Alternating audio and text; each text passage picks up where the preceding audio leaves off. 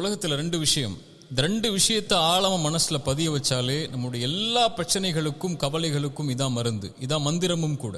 முதல் மந்திரம், நம்முடைய வாழ்வாதாரம் இந்த உலகத்தில் முடிவு செய்யப்பட்டது. நம்முடைய கடைசி சொட்டு தண்ணீரை அருந்தாத வரைக்கும் மரணம் நம்மை வந்தடையாது.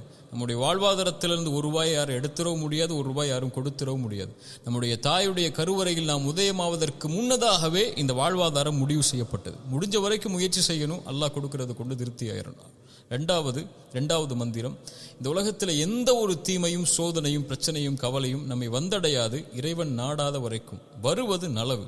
குர்ஆனுடைய இந்த வசனத்தை கேளுங்க.